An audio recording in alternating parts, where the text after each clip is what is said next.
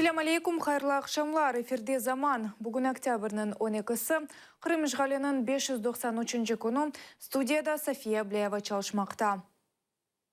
Cuma ertesi күні Анкарада yüz берген екі патлав нәтижесінде 97 insan helak oldu, 246 kişi zararlandı. Türkiye'nin çeşit şehirlerinde narazılık tedbirleri ötkürüldü. Tafsilatlıca bizim levhamızda. Binlerce insanlar patlavlarının kurbanlarını anmak maksadı ile Türkiye'nin en balaban şehirlerinin sokaklarına çıktılar. Я действительно расплакался, когда смотрел новости. Нет ни человечности, ни эмоций, только грубость. Теперь мы ничем не отличаемся от Ирака или Сирии. Все происходит так же. Bundan evvel Ankara'nın diğer şehirlerinde de hükümete karşı çoktan çok insan toplagan narazılık aksiyalar olup geçti. Olar hükümetini teraktlarga alakası olganında kabatlaylar. Kurd halkının tarafdarları noyabrının birinde olup geçecek saylavlardan evvel hakimiyet tarafından milletler ara ziddiyet çıkarılganını kaydedeler. Diyarbakır şehrinde ise Kurdlarının demonstrasyası politsiya xadimleri ile çatışmaga çevrildi. Это ужасное кровопролитие. Все мы в Турции сейчас в трауре. То, что произошло, можно было предотвратить. Однако власть сделала недостаточно для этого. Patlavlar oktyabrının 10'unda Ankara'nın demiryol vokzalı yanında olup geçti. Tamam o yerde Kurdistan'ın işçiler fırkası ve hükümet arasında olgan cenkке karşı narazılık aksiyasının ötkerilmesi planlaştırılgan edi. Türkiye hakimiyetinin bildirgenine göre 97 insan helak oldu. Kurdlarının tarafdarları ise 128 helak olgan insanlar hakkında haber etti. 246 insan yaralandı, 60 insan gayet ağır halda bulunmakta.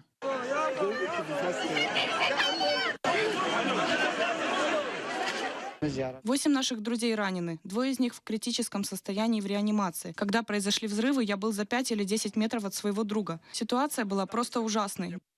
Bu günge kadar olup geçken patlavlar için mesuliyetini hiçbir teröristik grupa özüne almadı. Resmi tahkikatlarga göre teraktni İgil İslamistleri teşkil ettiler. Bu hücum Zemanivi Türkiye'nin tarihinde en facialıdır. Natalka Kalinka, Lili Zinedin, Eldar Taraktaş, Zaman ATR. Ukraynadaki Türkiye elçixanesinde Ankara'da yüz bergen facialı hadiselerine bağlı taziye kitabını takdim ettiler. O taziyelerini bildirmek maksadı ile bir sıra memleketlerinin vekilleri geldi. Onların arasında Kırım Tatar halkının liderleri de var idi. Biz buraya gelip Kırım Tatar Milli Meclis adından, Dünya Kırım Tatar Kongresi adından Türk halkına kendimizin taziyemizi bildirdik. Evet, çok büyük facia. İnşallah bu cinayetçiler ve kimler bunu sımarladılar hepsi sonunda bilinirler ve onlar kendi cezalarını alırlar. Bu hiçbir halkın, hiçbir devletin kabul edemeyeceği bir davranış. Ama şunu biliyoruz, gayri insani yönüne, bütün vahşetine rağmen bu eylem amacına ulaşamayacak. Türk halkı, Türk devleti bu tür eylemleri planlayanların peşinden gidecek, onları alt edecek. Hayatlarını kaybetmiş o kadar vatandaşımız, masum insan var. Onlara da tabii ki başsağlığı diliyoruz, yakınlarına, kendine rahmet diliyoruz. Yaralılarımız var, acil şifalar diliyoruz. Ve bizde dayanışma gösteren Ukraynalılar dahil olmak üzere tüm dost halklara, devletlere de teşekkür ediyoruz. Kırım'da Mescidinin Merkezi Rayon Mahkemesi Atır'nın sabık hadimi Eskender Nebiyev'ge 26 fevral işi boyunca birinci hükümünü çıkardı. Nebiyev'ge 2 yıl 6 aylık hapis cezasını şartlı olarak verildi. 2014 senesi fevral 26'sında Kırım parlamentinin binası o günde Kırım Tatar Milli Meclisi ve Ruskaya Единство firkasının birkaç bin tarafdarı toplaşkan edi. Çatışmalar neticesinde 2 insan helak olgan edi. Sabadan mahkeme binası yanında tuğan dost ve akrabalarıyla beraber meclis vekilleri de toplaştılar. Yarım yıl devamında hüküm sürgen tetkik işleri yekünlendi. Kabatlanlardan biri Eskender Nebiyev, Rusya Federasyasının Cinayi Kodeksinin 212 maddesi esasında tertipsizlikte iştirak etkeni belgileniyor.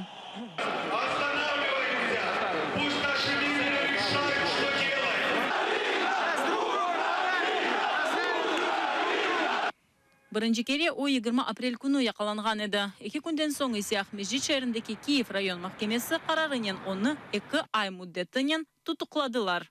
Keçken iyun ayında Nibiyev sizodan çıkarıldı. Onun için Kırım musulmanlar muftisi kefaliyetlik yaptı. Lakin 2 gün evvelsi İskender'ini Kenya'da cezaladılar. Onun babası ise ruhi krizisi neticesinde Ahmeci şehrindeki acile yardım merkezine ucum edip iki Tibet hadimi kurşunğa tize. Sonra ise onun cesedi tapıldı. Bugün ise Ahmeci şehrindeki Merkezi Rayon Mahkemesi 2,5 yıl şartlı ceza ile İskender Nibiyev'e karar çıkardı.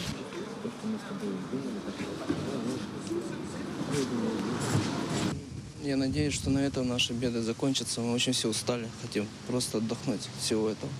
У нас очень тяжелое время, и хотим надеемся, что на этом у нас все закончится. Nibiyev'nin adliyecisi kabahatını boynuna almağa tavsiye etti. Çünkü böyle vaziyette en uygun şartlar böyle şekilde belgeleniyor.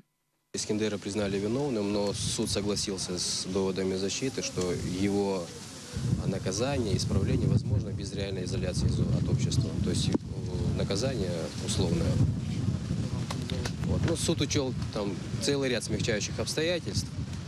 Искендер первый дал признательные показания. Опять же, чтобы не допускать никаких кривотолков, спекуляций, Искендер признал вину в отношении себя. Prokuratura mahkeme kararını lahu etmeyecek. Natalya Poklonskaya'nın bildirgenine göre Nibiyev mahkemeden evvel şartlı anlaşma imzalangan edi.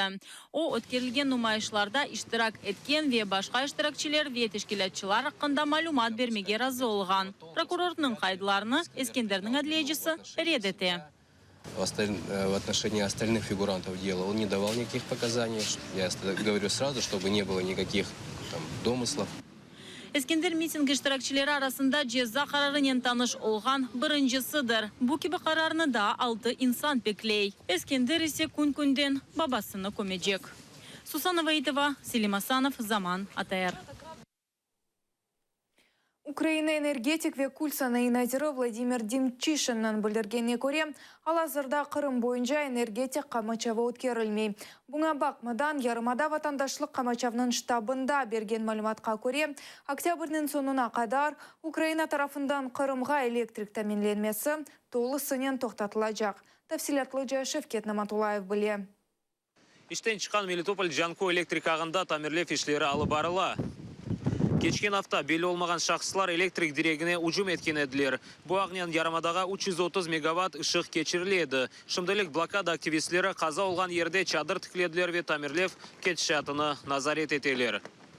Высоковольтная линия Мелитополь-Джанкой сейчас восстанавливается. Работники Укрэнерго проводят восстановительные работы. Поднимается ветка, поднимаются провода, и данная ветка будет подключена. Почему такое решение принято? Данная ветка стратегически важна для безопасности энергосистемы Украины, поэтому данная ветка будет функционировать. Они в течение сегодняшнего дня, если все-таки погода им позволит закончить эти работы, думаю, в течение завтрашних суток запустят эту ветку.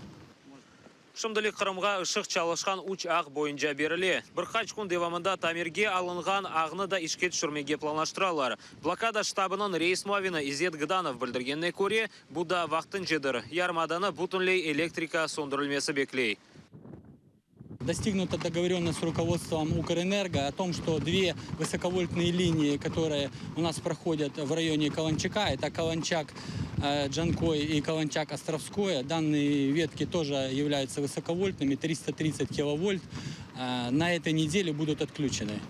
Более того, достигнута договоренность о том, что в течение этого месяца, октября месяца, работники Укрэнерго проработают план действий по отключению автономной республики Крым от энергоснабжения. Как уже говорилось, это является методом, это является шагом к деоккупации автономной республики Крым. Aktivistler bildirgenine göre mal yarımadaga ebir alıp kitili, ama deniznen. Olar eminler evvelsi gibi malını birden Rusiyaga yollaylar. Blokada iştirakçileri Бердянск şehrinde olgan portni o'z nazaretine almaga planlaştıralar. Единственное, что через Бердянск, потому что там порт в центре города, то есть там не проконтролируешь. Много заездов, выездов. 5-8 фур за ночь мечутся в порт. Вот это есть информация из Бердянска. Вот крымчане приезжали, говорят, что терминал уже пустой на Керченской переправе. Они же перегружали сразу на фуры, сразу на Россию. Там крымчанам вот эта продукция не доставалась. Тут Активистлер бүгін евелсі тікленген чадырларына қоветлештірділер. Шымдық блокпостларда шидетлі ел ве суық. Блокада іштиракчилері собаларны ерлештірелер ве одын азырлайлар. Укрепляем палатки, чтобы, ну это еще не сильный ветер, чтобы не унесло. Сейчас будем разворачивать еще палатки, подготавливаем площадки, дрова. Дай бог здоровья волонтерам, только начинают уже подключаться. Завезли дров, продукты, картошку. Вот надо картошку утеплять. В каждой палатке у нас есть по буржуйке, по печке, ответственные, дневальные. Ну, как в армии, как положено. Следить за теплом, за чистотой, за гигиеной. Кстати, будем строить баню. Так что мы здесь оставаемся серьезно и основательно.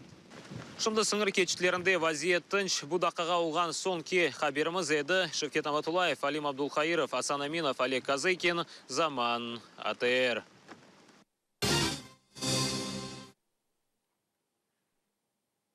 Қырымда ава бұзылғанындан себеп 22 мескен ноқтасы электрик энергиясыз қалды. Бұны Қырымнан Руси Февкуляди вазиетлер қызметі идаресі білдіре. Бұл мәліметқа көре 13 кой қысмен электриксіз қалды. Ахмезджет, Бақчысырай, Ақшейх, Жүрче, Құрман, Жанкой Ақмечет районларының бірабір сақ шерінде 20 бинге яқын инсан электрик энергиясыз қалды. Қырымда бүгін ярынға Февкуляди вазиетлі анатылды. Bundan sebep Керіштегі паром кечеті өз ішіні тоқтатты.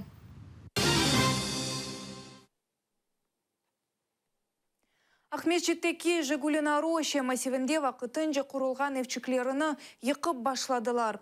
Бұтын мейданына ОМОН хадимлері сұрып алды, бульдозерлері евчіклеріні ве темеллеріні йоқ етіп башлады. Тамам бұл ерде 10 елі велсі Қырым татарлар топырақ айрылмасымен бағлы наразылық мейданını тешкил еткен еділер. Наразылық білдіргенлерінің сөзлеріне көре, Шамата саба саат 6-да башланды. Эсасен вақтынша құрылған евчіклеріні йықтылар. Бұндан да ғайры бульдозер евлерінің темелеріні бозы башлады. У меня здесь была времянка. Здесь под дом фундамент. Где-то 2 метра. И глубже тоже. Ну, капитальный фундамент под большой дом. Ракушки были. Вот смотрите, что они натворили. Лиля ханым бұл наразылық мейданында 10 ел девамында тұра. Эв құрғанчы вақтынчы қойылған евчікте яшады. Ләкин 2014 сенеде Қырымда үкімет векілері деңішкен сон, наразылық мейданның иштиракчилеріне құрыжылық ішлеріні тоқтатмаға эмир еттілер. Деділер ки, бұл мейданның яңы сайыбы столичная коммерческая группа шirketi oldu. Пришла Россия, мы думали, ну, нам сказали, остановите стройку, мы будем решать этот вопрос. Люди остановили, купили ракушки, но все остановили. Правительство сказало, будет решать. Мы поверили, но сегодня пришла какая-то коммерческая структура, вот ООО «Столичный», от этого ФОЗи. Отцепили все поле и начали сносить времянки, фундаменты. А завтра они будут сносить капитальные дома. Bundan son yerli sakinler Qırım Rusiya Memuriyetinin baş naziri muavini Ruslan Balbek'e müracaat ettiler. Onun bildirgenine göre bu topraklarının sahibi bütün gerekli vesikalarını topladı. Narazılıq meydanının iştirakçilerine ise kuruculukka masraf etilgen paralarını tölemege vade etildi. Они начали с нами договариваться, предлагать, но они предлагают считанные копейки. Да. За дом, который стоял почти в 2 этажа, с крышей капитальной, все, окна, двери, штукатурка, отдали за 23 тысячи. Там дом отдали за $10 000. Всего лишь, который стоял с крышей, с окнами, со всем этим капитальным уже. Что за 10 000 сегодня можно взять? Когда этот человек на этот дом попал неизвестно сколько денег. Они обещали нам. Мы когда были у Бальбека на приеме, он нам сказал, мы будем возмещать вам участки и компенсировать то строение, которое у вас. Будет независимый эксперт у нас. Он будет оценивать наши дома и будет нам выплачивать. А что они натворили? Они не снесли не только времянки, они снесли даже капитальные фундаменты под дом. Это вообще беспредел какой-то. Это просто беспредел. Кырым татарлар канун боюнча ер алып олмаган сон бу мейданда 2005 сенесі ерлештилер. Бу топраклар эр заман давалы еді. Мында базы тюкенлар тижари мерkezlerini курачак едилер. Бу күнгө кадар мында 100ден зияде бина курулду. Оларның 17-сы тамамынен курулуп бүтүрүлгөн эвлер. Ве бу эвлерде энди чоктан балалы коранталар яшайлар. Bundan da gayrı Kırım tatarlar öz paralarına cami kurdular. Şimdilik binanı buldozerler tiymedi. Lakin Kırım Rusiya memuriyetinin bildirgenine göre bu meydanda olgan bütün binalarını tezden mutlaka yok edecekler. İle Zenedin, Elmas İbramova, Asan Asanov, Zaman ATR. Крыминформ ажансы Кырым депутаты хабар алған видеолейхасыны интернетте ерлештірді. Кырым бойынша Русия наразылық комитеті Девлет Шура депутаты Валерий Гриневичке қаршы жинайы иш açты. Депутат $35.000 хабарны алғанында шекленелі.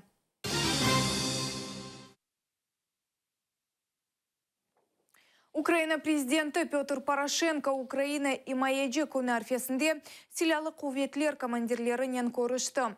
Девлет елбасшысының білдіргеніне көре 14 октябрь күні қайд етілген и Маеджи күні ендіден соңдан бастаки атош сыракчелерінен бағланылажақ. Бұндан да ғайры Порошенко вақытын жайышғал етілген топрақларны қайтаруф емиетіні хатырлатты. Ве Русия президенті Владимир Путинге ішінші олмағанını білдірді.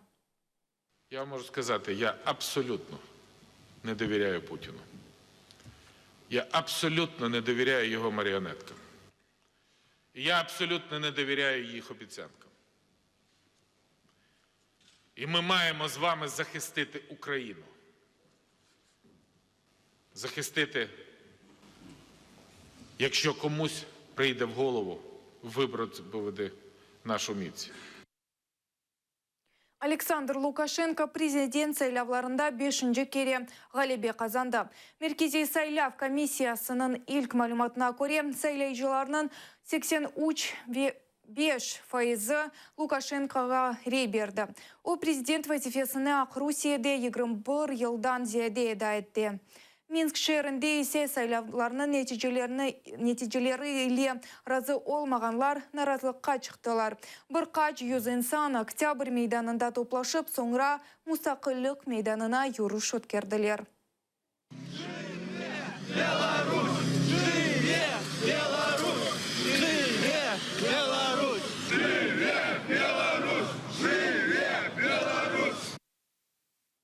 Митингте провокацияларда yüz берді. Наразылықларының арасында Русия байрағымен сарылған егіт келді. Бұл әдесе қалғанларыны ғайет ачуландырды. Давай посмотрим на клоуна. В смысле провокаторы? Давай к моим, иди сюда. Давай к моим. Где твои? На Украине. А где что? Кому слава? Слава Украине! Слава Украине!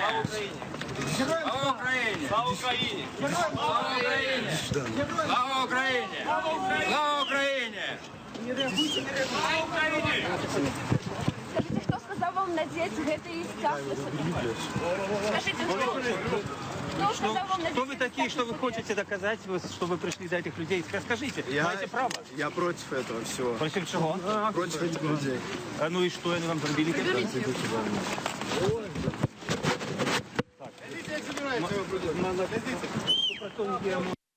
Bu ileliknin yayınımızını yekünleyimiz, efirini bu yukkenu devam ede. İyi akşamlar dileyimiz.